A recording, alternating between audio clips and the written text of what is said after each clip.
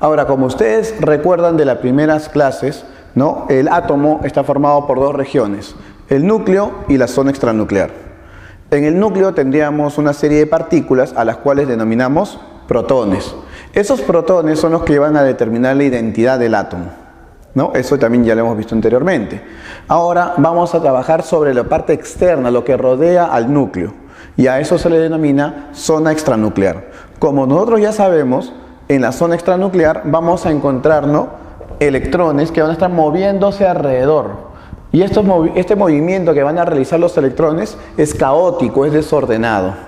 Pero lo van a hacer en regiones específicas, ¿no? Bueno, no es que siempre van a estar ahí, pero van a hacerlo en ciertas regiones principalmente, en donde van a tener mayor estabilidad, ¿no? Van a tener unas condiciones de energía adecuadas para poder moverse en él. A esas regiones es lo que nosotros vamos a denominarle orbitales. ¿Por qué es importante la zona extranuclear? Recuerden de que justamente cuando los átomos se van a enlazar entre sí, van a utilizar justamente la parte externa, ¿no? Y esa parte externa es la que nosotros denominamos zona extranuclear. Bien, entonces ahora, ¿qué entendemos por zona extranuclear? La zona extranuclear entonces es la región que rodea al núcleo, ¿no? De ahí justamente el término de extranuclear, ¿no? Después del núcleo. Ahora, ¿qué cosa encontramos en ella?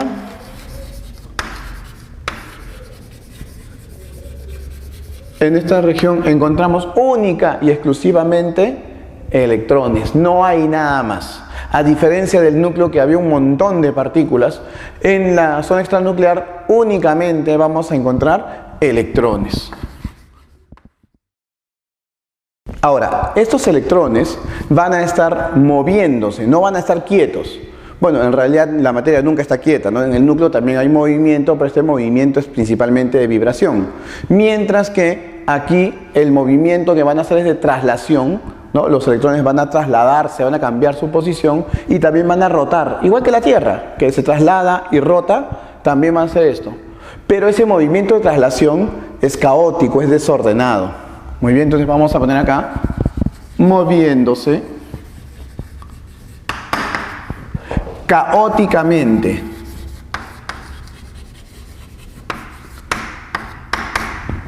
¿Ya?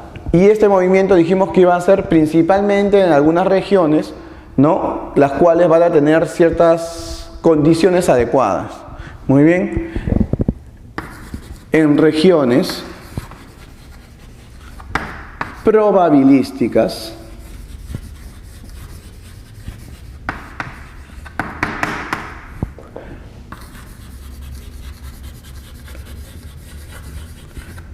denominadas orbitales. Bien, entonces eso es la idea general. Bien, entonces veamos, por ejemplo, si acá tuviésemos el núcleo en medio, ¿ya? Es una cosa muy pequeña en comparación de todo el átomo, como nosotros ya sabemos. Toda esta región que rodea el átomo es lo que nosotros conocemos con el nombre de la zona extranuclear. Bien, ahora, esta zona extranuclear va a tener ciertas regiones con contenido energético, bien, donde vamos a tener el electrón moviéndose. Justamente a ellos se les va a llamar niveles de energía. ¿Estamos de acuerdo? Ahora, estos niveles de energía también van a tener subregiones, ¿no? Donde la energía es mucho más específica. Y a eso justamente, a esas subregiones se les conoce con el nombre de subniveles de energía. ¿Está bien? En esos subniveles de energía vamos a tener regiones con el mismo contenido energético. ¿Está bien? Esos lugares son los llamados orbitales, ¿ya? A los cuales también se les llama REMPES, ¿no? Región espacial energética de manifestación probabilística electrónica. ¿Está bien? REMPES. O también a veces le llaman nube electrónica.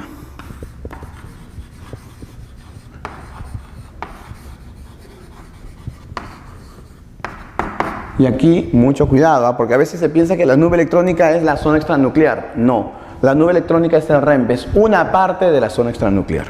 Y en estos orbitales o REMPES vamos a tener lo que son los electrones, ¿ya? Entonces acá es que en estas regiones de contenido energético igual, que están dentro de los subniveles, vamos a tener a los electrones. Y puede haber como máximo 2 electrones. ¿Ya? Es lo máximo que puede haber.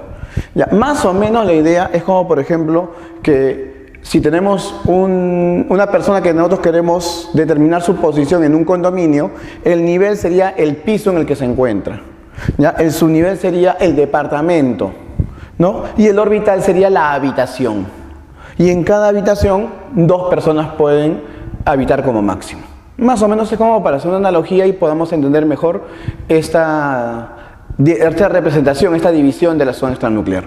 Bien, ahora para poder entender cómo es que nosotros vamos a caracterizar a los orbitales y a los electrones que se encuentran dentro de la zona extranuclear, vamos a utilizar unos parámetros numéricos, que son los que vamos a ver en la siguiente parte.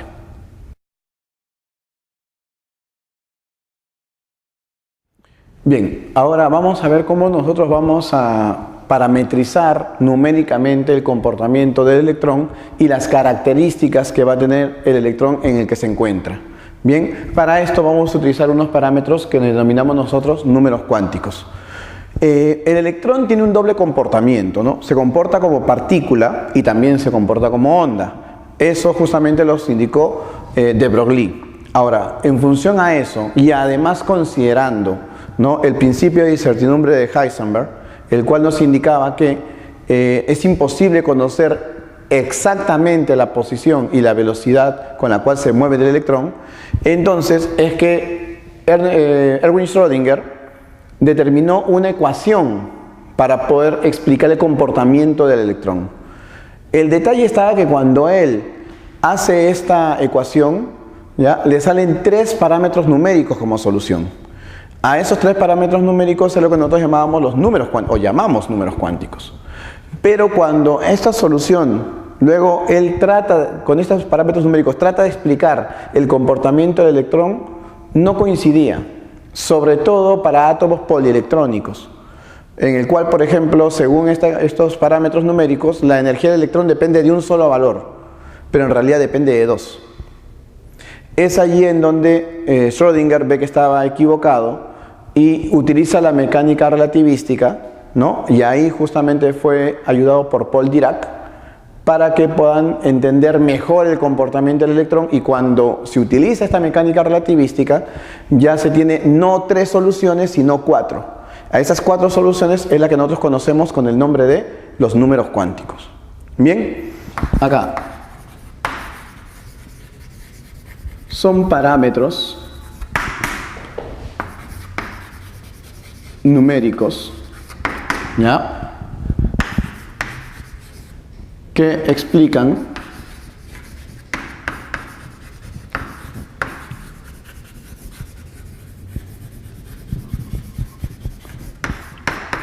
el comportamiento del electrón, ¿ya? O sea, en qué región se va a mover, ¿ya? A eso me refiero con el comportamiento del electrón. En qué región se va a mover y con qué energía se va a mover. Muy bien. Y también las características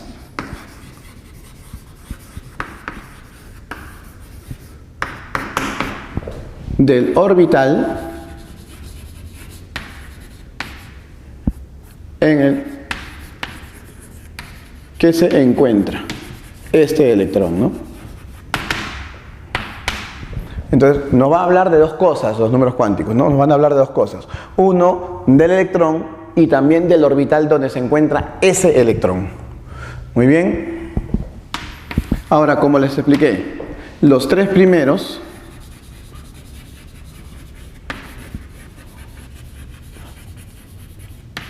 provienen de la ecuación de Erwin Schrödinger, ¿no?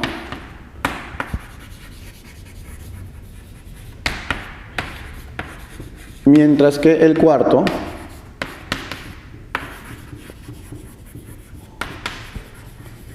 proviene de la corrección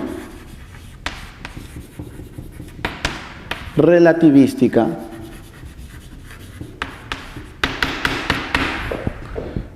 de Paul Dirac. Bien.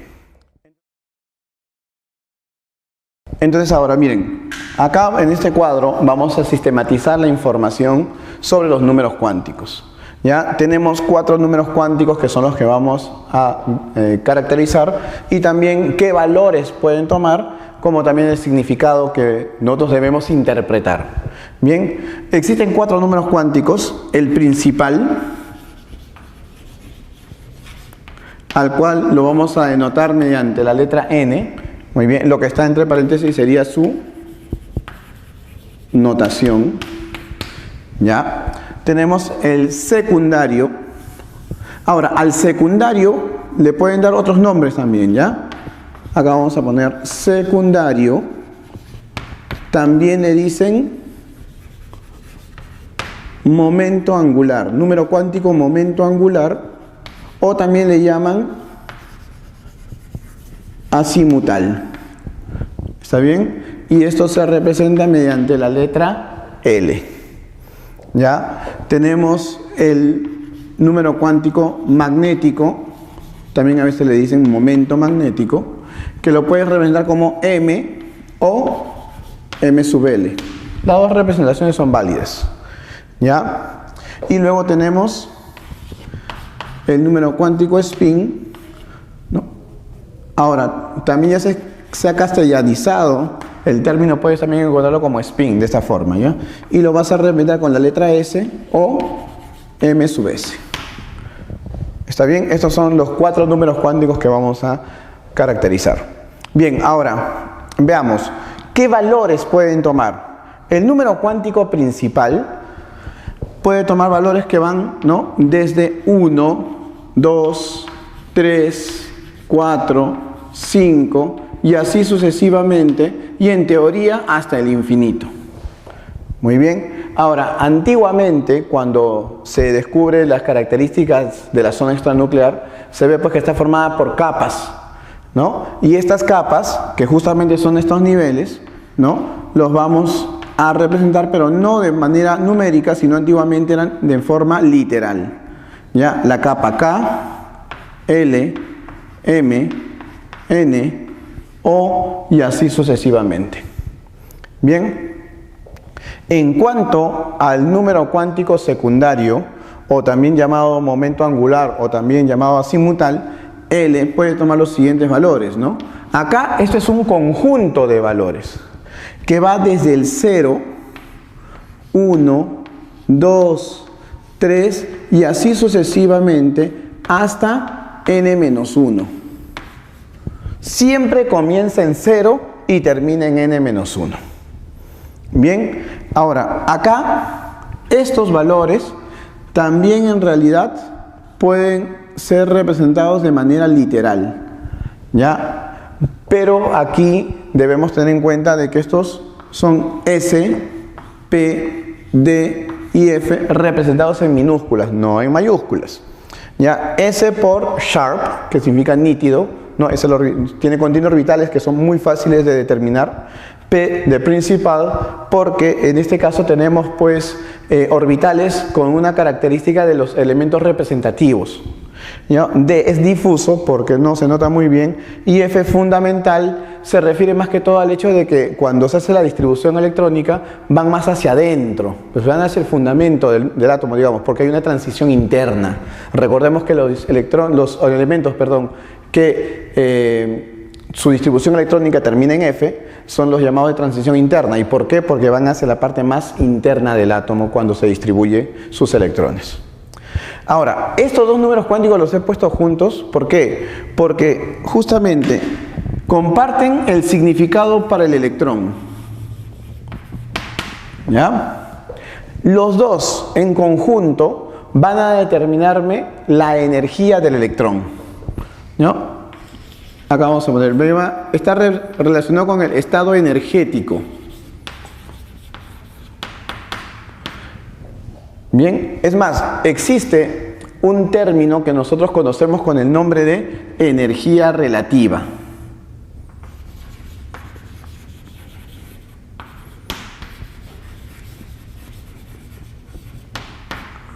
Ahora, la energía relativa, bien, la energía relativa es un parámetro que me va a ayudar a comparar la energía del electrón, ¿ya? ¿Y cómo calculamos la energía relativa? Sumando N más L.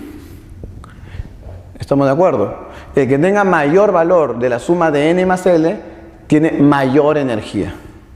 ¿Está bien? Pero también acá hay una cuestión importante. ¿Qué sucede si es que la suma sale igual en dos electrones diferentes? Entonces ahí se dice que esos electrones se encuentran en orbitales degenerados. ¿Estamos de acuerdo? ¿Qué son los orbitales degenerados? Los orbitales que van a tener o van a contener electrones con la misma energía. Bien, pero también esto es importante. Si están en diferentes niveles, el que tenga mayor nivel es el que tendrá mayor energía, como veremos luego. Bien, es importante eso. Ahora, ese es su significado para el electrón. Pero para el orbital, ¿ya? Para el orbital la cosa es diferente, ¿ya? Un electrón que tenga mayor nivel, ¿qué cosa implica? Como tiene más energía, también entonces se va a mover más, ¿no? Su movimiento es mucho mayor, implica que entonces que la región donde se mueve va a ser más grande. Entonces, por ejemplo, si yo tengo un orbital, ¿no? Del 1s, ¿no? Se va a mover, digamos, aquí, en esta región. Mientras que si tenemos en el 2s, sería así. En el segundo nivel, como notamos, aunque sea el mismo orbital, pero va a ser más grande. En el 3s, sería más o menos algo así, ¿no? Entonces, ¿qué cosa notamos acá? Que a mayor nivel, el orbital donde se encuentra el electrón va a ser más grande. ¿Estamos de acuerdo? Ahora, el número cuántico secundario para el orbital está referido entonces, ¿no?, a lo que viene a ser la forma geométrica.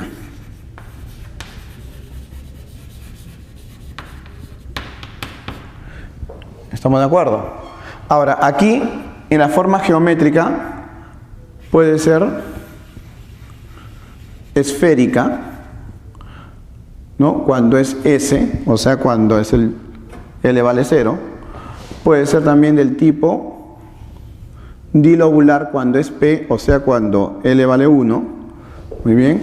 Este es dilobular porque esto es como dos globos, ¿no? Dos lóbulos, dos globos.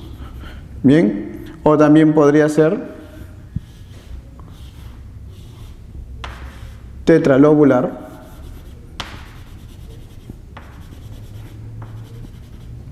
Y así sucesivamente, ¿no? Entonces, en diferentes valores de estos números, entonces el orbital va a tener diversas formas geométricas. Bien, el magnético.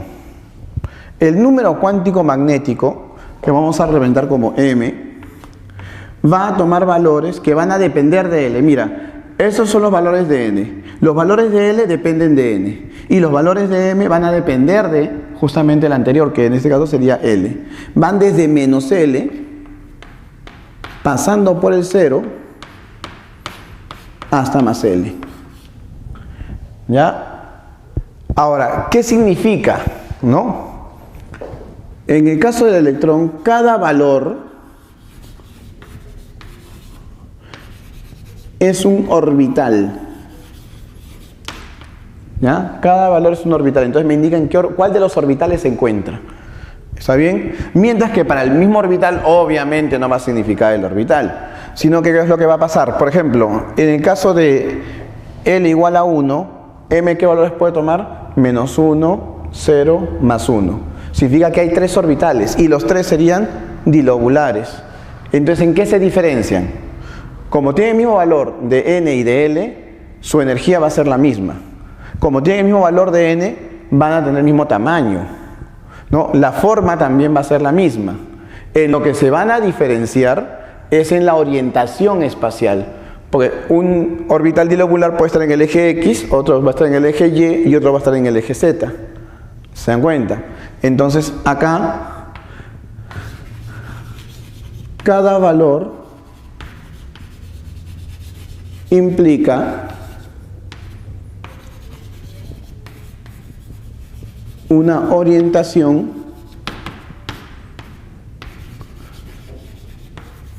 espacial diferente. ¿Está bien? Eso sería en cuanto a los tres primeros números cuánticos. El último número cuántico, ¿no? El spin, puede tomar valores solamente de uno, o más un medio, o menos un medio. ¿Y qué significa?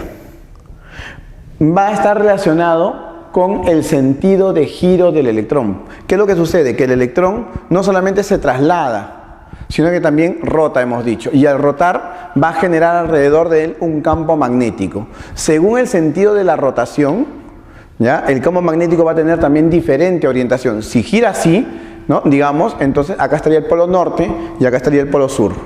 Pero si gira de manera opuesta, ¿ya? Si gira así, entonces ahora el polo norte estaría abajo y el polo sur estaría arriba. ¿Eso qué cosa va a implicar entonces? Eso va a implicar de que cada valor es una orientación del campo magnético opuesta. ¿Bien? Entonces, orientación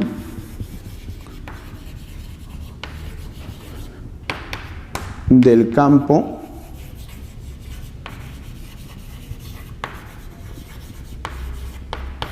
magnético.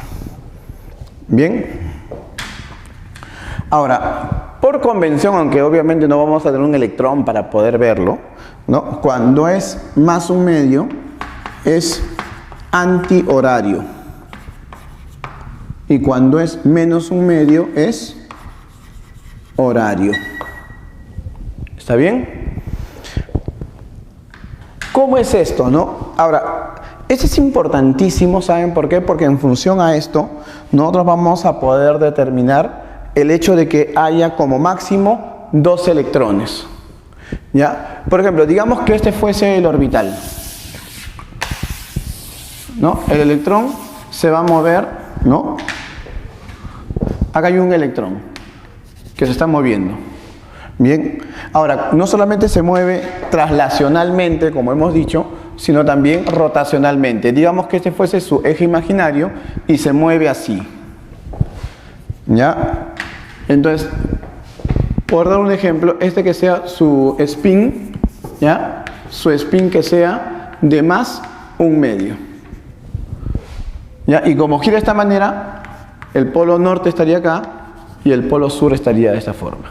Si nosotros ponemos otro electrón también en este orbital, ¿ya? Si ponemos otro electrón en el orbital, ¿qué va a pasar? Tú sabes de que como los dos electrones tienen carga negativa, negativo y negativo se repelerían. No podrían estar aquí en la misma región. Entonces, ¿qué es lo que va a suceder? Que si bien es cierto, acá ellos se repelen, vamos a tener que buscar una forma de atraerlos, de permitir que estén en el orbital. ¿Cómo hace esto entonces? Haciendo de que este electrón gire en forma opuesta. Al girar en forma opuesta, al girar hacia allá, entonces también su campo magnético se invierte. Acá sería el polo norte y acá sería el polo sur. Y obviamente, como tiene un giro opuesto, también su spin sería, en este caso, de menos un medio. ¿No? Notamos entonces que los spines son opuestos. ¿Y qué cosa está pasando acá? Que como los polos del campo magnético son opuestos,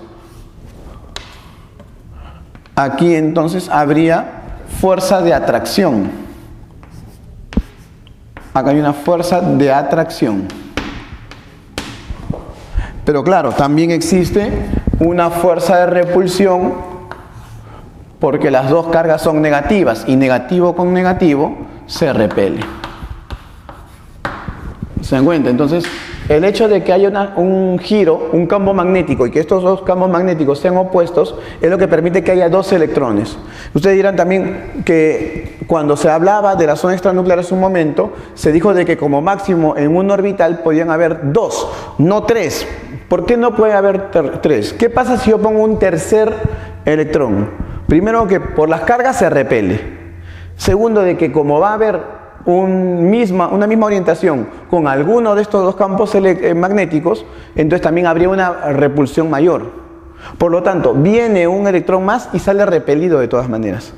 A lo mucho, en un mismo orbital pueden haber dos electrones. Más no se puede, eso es imposible.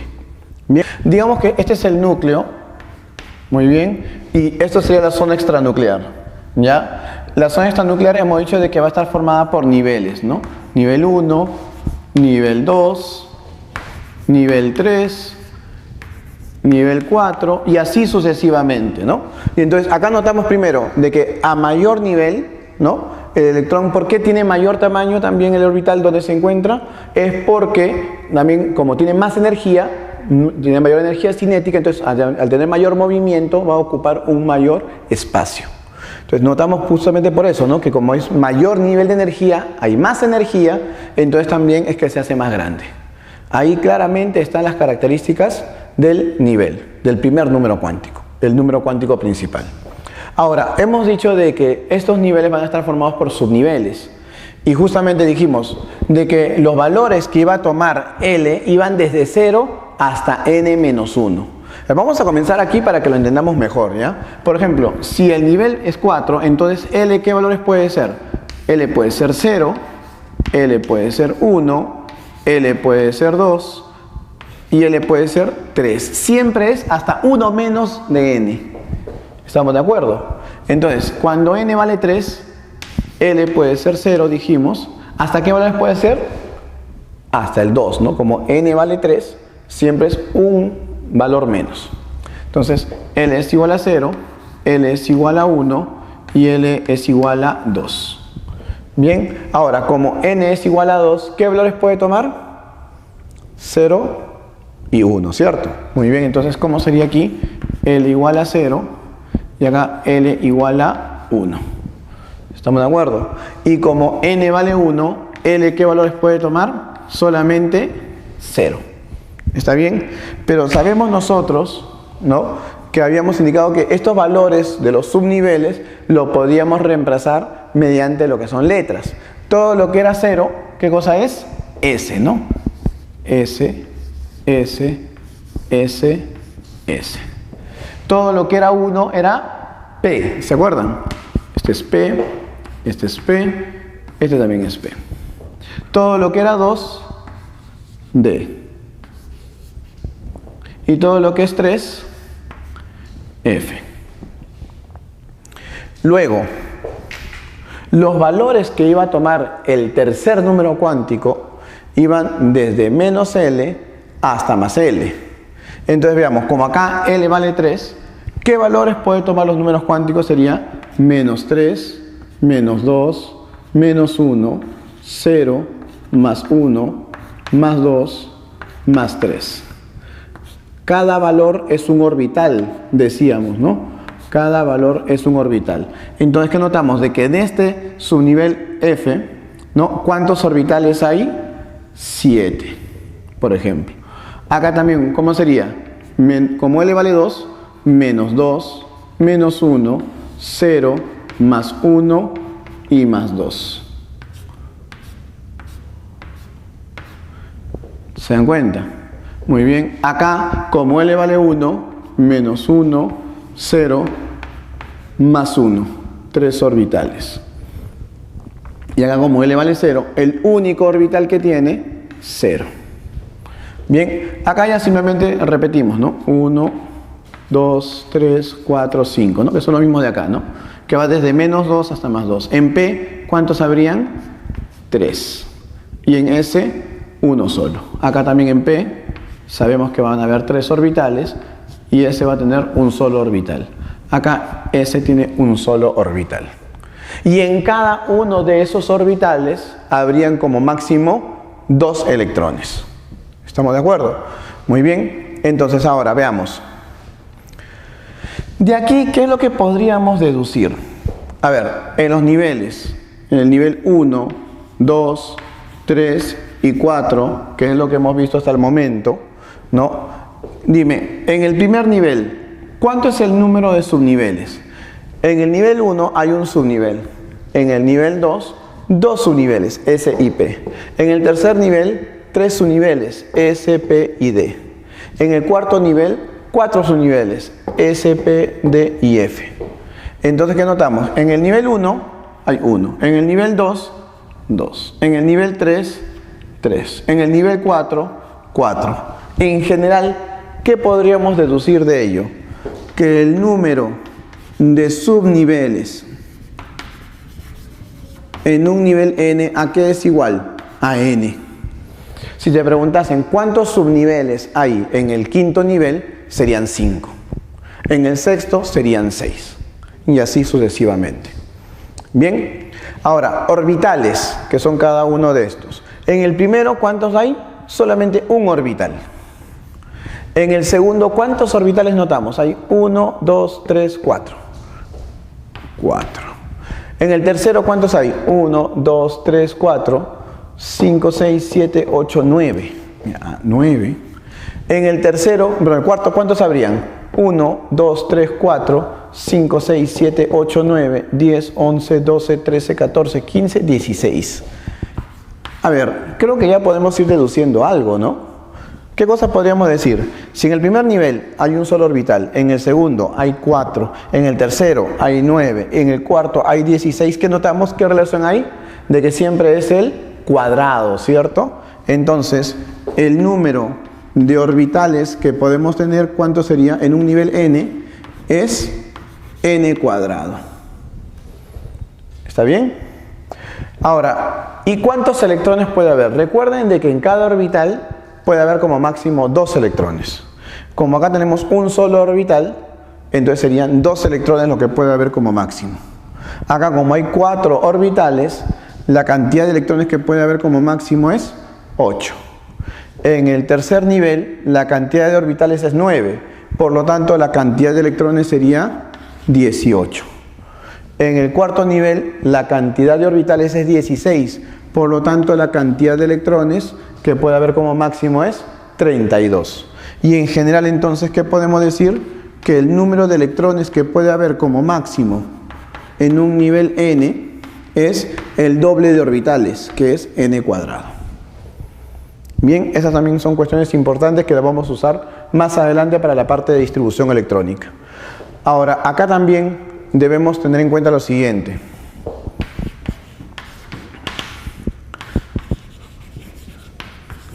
Cantidad máxima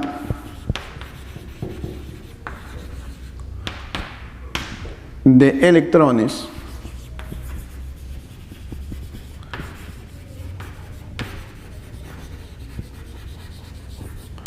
por subnivel. En S hay un orbital, por lo tanto, lo máximo de electrones pueden ser 2. ¿Está bien? En P, como hay 3 orbitales, lo máximo de electrones pueden ser 6. Muy bien. En D, lo máximo de electrones sería 10 porque hay 5 orbitales. Y en F, como hay 7 orbitales, la cantidad máxima de electrones sería 14. Y como te das cuenta, siempre la cantidad de orbitales es un número impar, ¿no? 1, 3, 5, 7. Si hubiese un subnivel más, la cantidad de orbitales, ¿cuánto sería? 9, ¿no? Y luego 11, y luego 13, y así sucesivamente. ¿Está bien?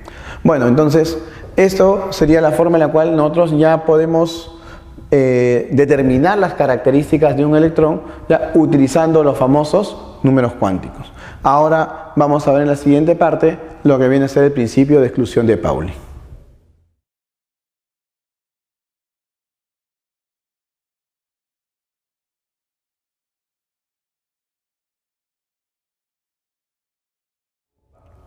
Bien, ahora veamos respecto a lo que viene a ser el principio de exclusión de Pauli, que está muy relacionado, bastante similar a lo que ya habíamos hablado en la parte anterior de números cuánticos sobre la existencia de electrones en un orbital. Bien, entonces, ¿qué es lo que nos indica el principio de exclusión? Pauli indica lo siguiente, ¿no? De que en un átomo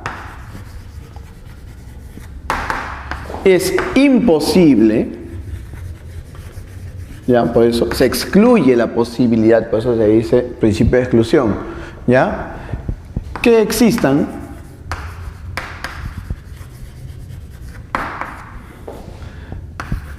dos electrones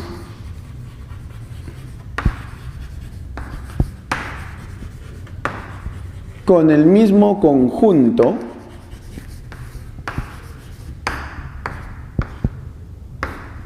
de números cuánticos.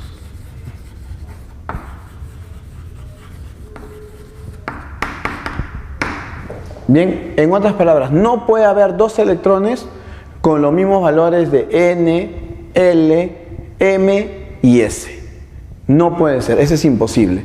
Deben diferenciarse por lo menos en uno. A ver, veamos lo opuesto, ¿no?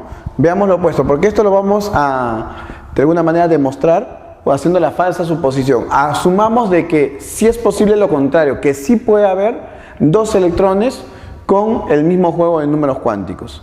¿Qué implicaría eso? Si dos electrones tienen el mismo número cuántico principal, están en el mismo nivel. Si tienen el mismo número cuántico secundario, están en el mismo subnivel. Mira, mismo nivel, mismo subnivel. Si tienen el tercer número cuántico igual, entonces estarían en el mismo orbital. Y si por último tienen también el mismo número spin, están en el mismo orbital y tienen el mismo spin. ¿Y qué dijimos? Que era imposible, ¿por qué? Porque si la fuerza eléctrica por las cargas los repele y la fuerza magnética, como tendrían el mismo spin, misma orientación del campo magnético, también los repelería. Entonces sería imposible. Bien, entonces, por ejemplo, ¿no? Si acá yo tuviese el núcleo, ¿no? Digamos acá, este es el nivel 1 y este es el nivel 2. Muy bien, en el nivel 1, perdón, existe el subnivel S, ¿no? Que tú ya sabes de que le vale 0. Y en ese hay un solo orbital que es el 0. Bien, en el nivel 2 hay el igual a 0, el igual a 1, o sea, S y P. En S hay un solo orbital que es el 0 y en P hay tres orbitales que es menos 1, 0 y más 1. ¿Está bien?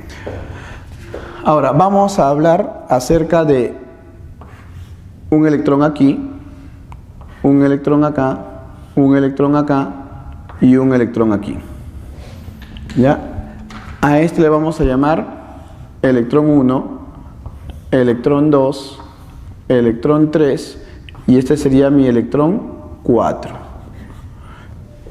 Vamos a ver cuáles serían los números cuánticos de cada uno de ellos. Para el electrón 1, ¿cuáles serían sus números cuánticos? Como este electrón, ¿no? Lo pongo como flecha hacia arriba porque es más un medio. Cuando es flecha hacia arriba, más un medio. Cuando es flecha hacia abajo, menos un medio. Entonces, veamos, este electrón, ¿en qué nivel se encuentra? En el nivel 1. ¿En qué subnivel se encuentra? En el S, que vale 0.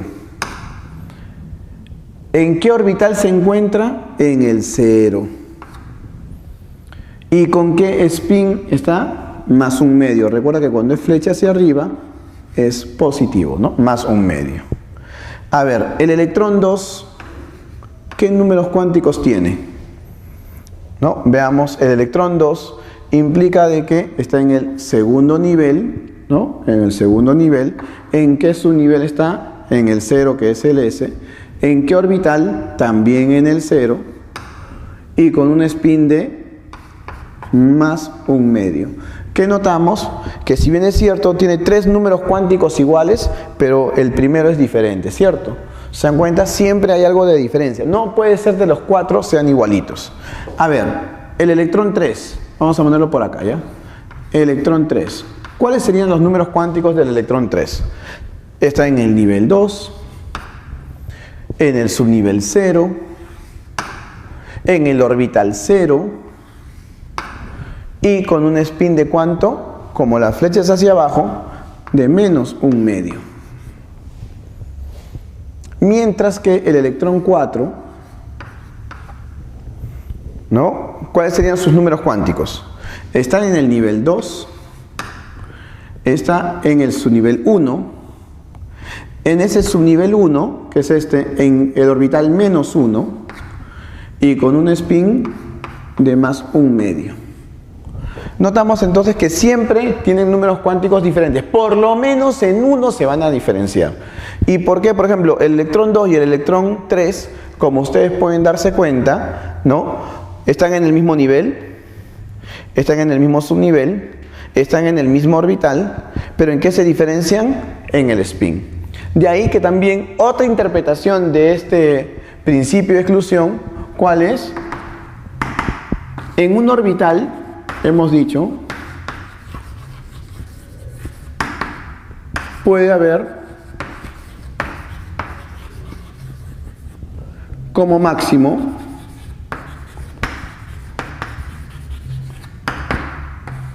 dos electrones. ¿Ya? Lo máximo que puede haber, como ya habíamos indicado, es pues 2 electrones. Pero esos 2 electrones, ¿qué características pueden tener? Ya que están en el mismo orbital, para estar en el mismo orbital tiene que estar en el mismo subnivel, y para estar en el mismo subnivel tiene que estar en el mismo nivel.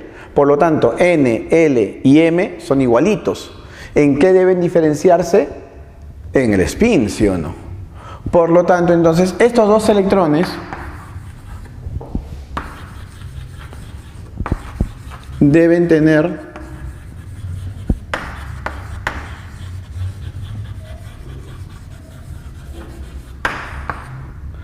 necesariamente ya spines ya opuestos. ¿Ya? O sea, si uno es más un medio, el otro debe ser necesariamente menos un medio. A eso también se le dice spines antiparalelos. ¿Cuándo son spines paralelos? Cuando son iguales, mismo spin. ¿Cuándo es antiparalelo? Cuando son opuestos. Bien, ese es en cuanto al principio de exclusión de Pauli. Ahora, en esta parte, ya para terminar, vamos a hablar acerca de la notación de un subnivel. Como ustedes podrán darse cuenta, por ejemplo, si yo acá tuviese el núcleo, ¿no? Digamos, este es el nivel 1, este es el nivel 2, este es el nivel 3. Nosotros sabemos de que cada uno de esos niveles está formado por subniveles, ¿cierto? Muy bien. Ahora, estos subniveles, por ejemplo, acá hay S. Dijimos que acá iba a haber S y P. Acá iba a haber S, P y D. Pero, por ejemplo, ¿cómo hago para especificar de qué subnivel S estamos hablando? Puede ser de este de acá o de este de acá. Entonces hay que indicarlo mediante una notación específica, ¿ya? Como este de acá está en el primer nivel, se dice que este es el subnivel 1S. Acá este está en el segundo nivel, entonces sería el subnivel 2S. Ahora, acá este sería el 2P, acá sería 3S, 3P y 3D. La cantidad de electrones, nosotros sabemos de que en S pueden ser 2 como máximo, o sea, podría haber 1 también. Acá también 2 como máximo, acá 6 como máximo. Eso implica que puede haber 6, puede haber 5, podrían haber 4, dependiendo de las características propias del átomo. ¿Ya? Acá también puede haber 2 como máximo, 6 como máximo y acá 10 como máximo. Entonces, en general, ¿no? ¿Qué cosa podemos decir? Que cuando yo voy a representar a un subnivel, debo poner primero en qué nivel se encuentra. Luego pongo a cuál de los subniveles me estoy refiriendo dentro de ese subnivel y a modo de exponencial se va a poner lo que viene a ser la cantidad de electrones que tiene ese subnivel. Entonces, en general,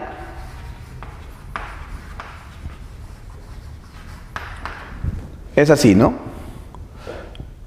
N, que tú ya sabes que me representa el nivel, muy bien. L, que me representa el subnivel, y a modo de exponencial, el número de electrones. Esa es la forma en la cual yo debo representar a un subnivel. ¿Ya? Entonces, por ejemplo, si yo pongo acá 4P3, ¿qué implica esto? De que acá estamos hablando que en el nivel 4, en el subnivel P, el número de electrones que hay, ¿cuánto es? 3. ¿Estamos de acuerdo? Esa es la interpretación que tenemos que darle a esta notación. Ahora, una cuestión importante, observación. Si yo pongo, por ejemplo, acá 4P, ¿estamos de acuerdo? Estamos hablando del subnivel 4P, ¿no? Que sabemos que es nivel 4, subnivel P. Pero si ustedes ven 4PX con un subíndice, entonces hablamos del orbital 4PX.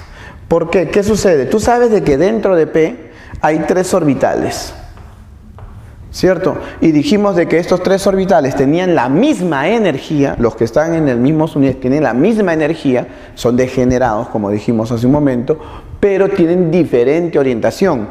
Entonces, uno está en el eje X, otro está en el eje Y y otro está en el eje Z. Entonces, cuando me quiero referir a este específicamente, lo represento así. ¿Se dan cuenta? En otras palabras, cuando tú veas así 4P solito, sin ningún subíndice, se refiere al subnivel. Cuando ves con un subíndice, se va a referir a ¿quién? A uno de los orbitales dentro de ese subnivel. ¿Ya? El único en el cual no es necesario ponerle subíndice, porque representa orbital y subnivel al mismo tiempo, es el S. Porque en el S solamente hay un orbital. Entonces, el subnivel es lo mismo que el orbital. Es como que digamos que tuviésemos una casa de una sola habitación. ¿Ya? Entonces, la habitación y la casa son lo mismo prácticamente. Bien, bueno, entonces, esta sería la parte teórica y luego pasamos a la resolución de problemas.